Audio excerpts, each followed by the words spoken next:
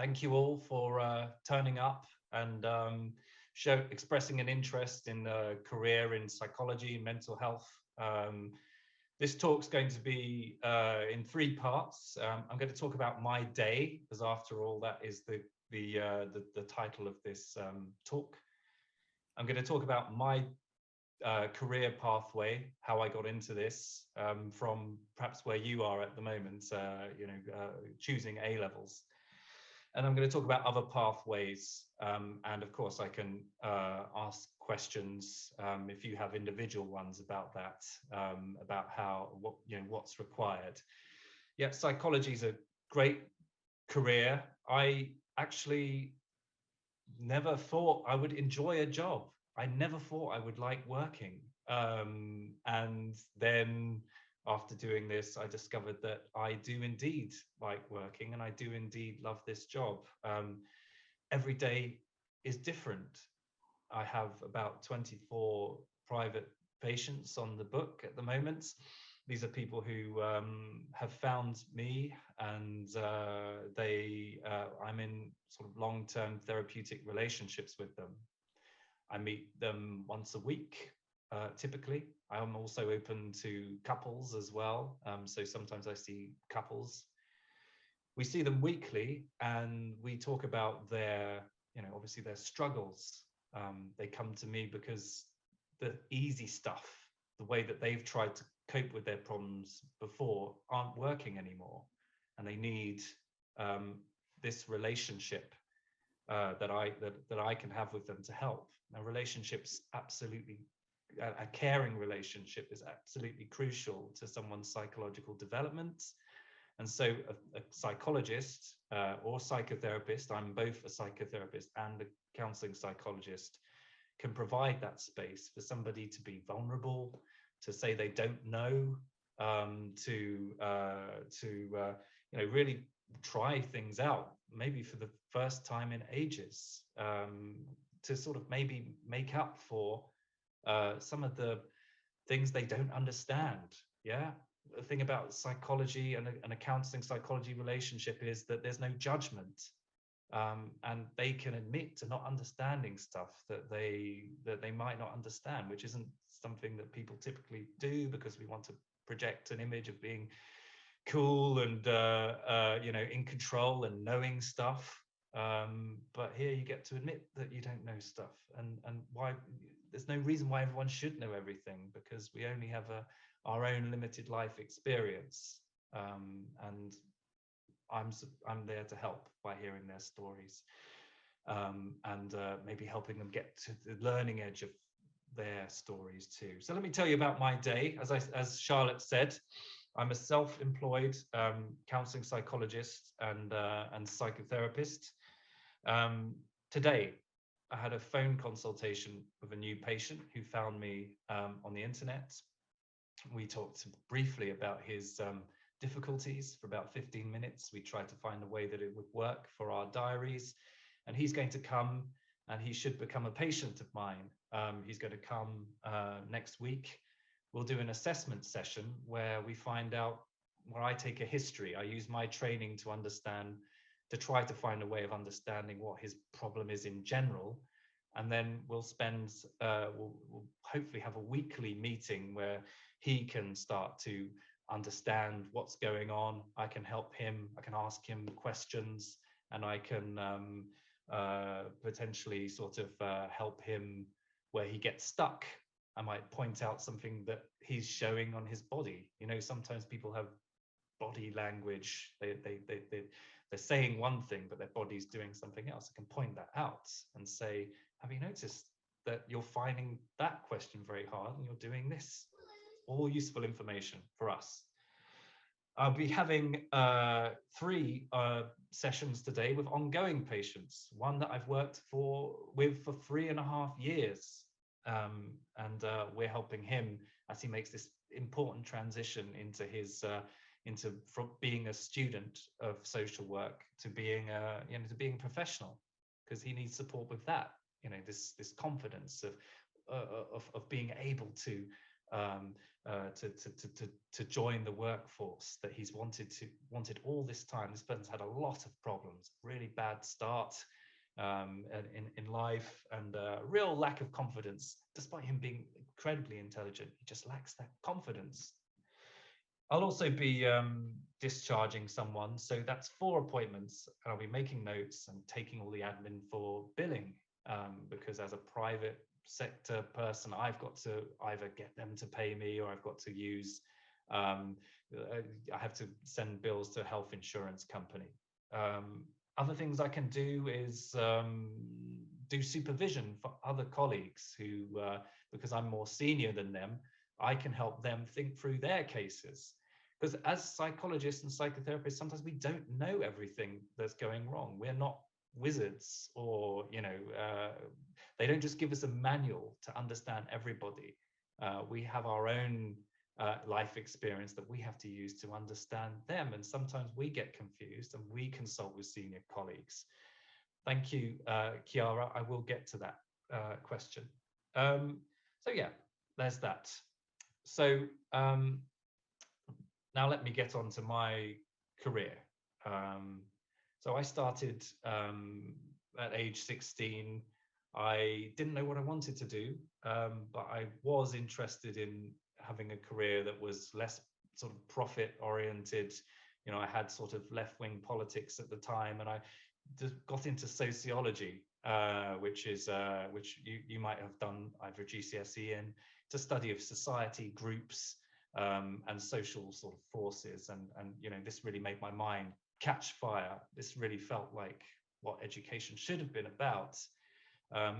Unfortunately, a lot of you have to learn lots of things. You have to repeat in exams. Perhaps in things like English literature, you get to use some critical thinking and interpretation. In A-level, it gets so much better when you're doing something like social sciences.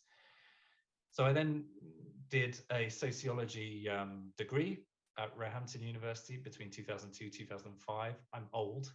And then psychology conversion course in 2006.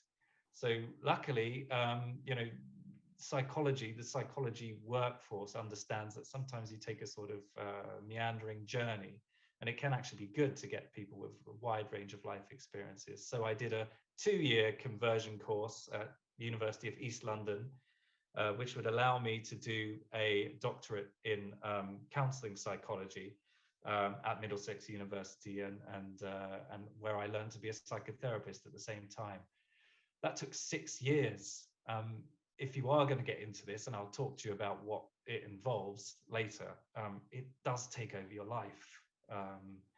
The training involves writing essays every, I will answer that too, Anika. Yeah, it involves writing essays, maybe about 3 or 4 per term. It involves learning the skills to be a therapist. Sometimes that's very challenging. Sometimes you don't get it, and then you feel pressure, and you have to sort of like, you know, work through a lot of this. You also have to be in therapy yourself. You also have to do 450 hours of unpaid work. Now that's counselling psychology, which isn't the same as clinical psychology. There are different sort of philosophical reasons for choosing that, but clinical psychology is different. I would just say the main difference is clinical psychology, when you're doing the doctorate with them, you're actually the employee of the NHS.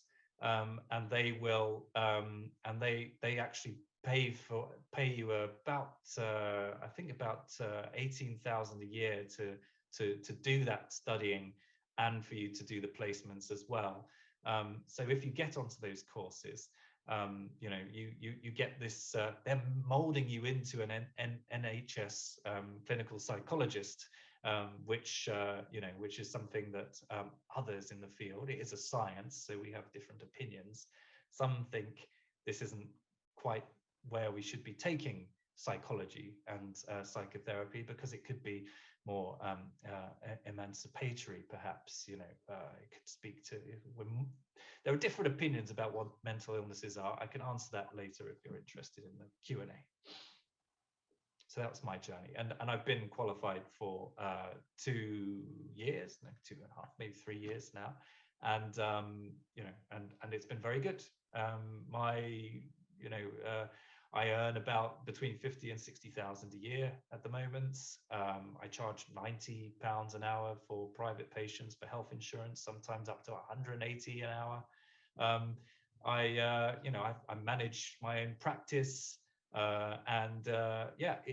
It can be very lucrative, but it did take a very long time. I was still writing essays when I was 35, so it does take over your life. But if you love learning, if you love knowledge, and if you have support, it can be very good. This is a career. It's a life-changing sort of calling, some people call it. Okay. On to pathways now, which might answer some of your questions that are coming up in the chat. So counselling psychology and clinical psychology that I've mentioned are applied psychology professions, and they both require doctorate level study. As I mentioned, the clinical psychology, the NHS pays for that. Counselling psychology, I paid for that. I worked at the same time. I actually ended up working in a private school. I was like living and working in this school at the same time. Yeah, it was tricky. What do you need to get into that? So if you like the sound of this, you love the sound of this, then what do you need to do right now? So we'll talk about that. So at the moment, if you're before doing your GCSEs or about picking A levels, then you need to have a good maths GCSE, because psychology does involve understanding statistics, and that's how a lot of it is. Sort of understanding these scientific papers. It's not as hard as physics or biology or chemistry, but you still do need to be able to understand statistics. You would possibly choose a psychology A level, or maybe something like sociology, philosophy, or English literature. They should be strong A levels. So you should choose things that you're going to get to a high standard in. But yeah, those sorts of things that allow for sort of critical thinking, your own place where you can make your own interpretations. Then you choose a psychology degree. There are quite a few places that offer that because it's very popular. Clinical psychology is very competitive. So if you wanted to get into that, you will need to get serious. You'll need a first or a 2-1, which is essentially A star or A, or A/B. Then to be able to have a chance of getting on clinical psychology, you would need to do some other work. Now, they will ask you for relevant experience as well.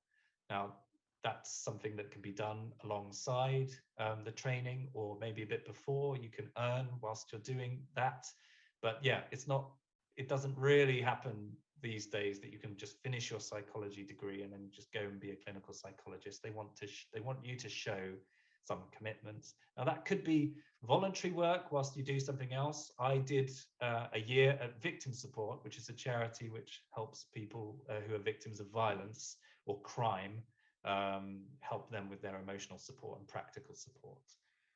You become like a sort of counsellor/social worker for these people whilst they need you. You could work as an assistant psychologist. You could work as a healthcare assistant, or in some other sort of capacity in a mental health charity. The clinical psychology is a 3-year program. It's funded by the NHS, so you're employed by them. It is hard work, and you have to learn a lot, but it does take a lot of what you've learned in your degree. So it's all it's quite a lot of momentum. All being well, you should be done by about 26, 27. The sort of salary you could begin as a beginner there is about 30,000, 35,000. Now, bursaries do exist for working class kids, BAME, and youngsters with disabilities to get into all kinds of counselling, psychology, clinical psychology, and psychotherapy courses. So do have a look at that. Do Google that if you find that's interesting, if that's where you want to be later on. These things, our workforce is unfortunately not as diverse as it could be. We do want to change that. I believe it's important to change that. And these bursaries exist to try and facilitate that. So perhaps some of you could take advantage of that. Now, there are other ways into working in mental health which don't involve psychology. Now, mental health nursing is actually a shortage area. There's a £5,000 NHS Learning Support Fund grant. So you would do you'd have to do a nursing BS degree, followed by a graduate course, which takes another year, but you do get that bursary on top of that. That's a very satisfying career. We absolutely depend on psychiatric nurses, and that can lead to, sort of increasing seniority. There are community psychiatric nurses, which work alongside social workers and psychologists in community mental health teams. You would be obviously a lot more hands-on than I was. You'd be working in inpatient units and potentially in the community as well. Social work and occupational therapy overlap this. You're working with relationships. You're working to try and help people get out of their difficult situations, life situations. You're trying to plug them into the various pots of support, money and help that's out there. These are things that you can all do as a postgraduate program, and there are bursaries in social work to help. I know of ones that work with disabled, working class, and BAME youngsters, but you can also do it as a bit older as well, as it is a postgraduate training. You do that for 2 years, master's level, and that's it. So thank you. That's the pathways. There might be some questions.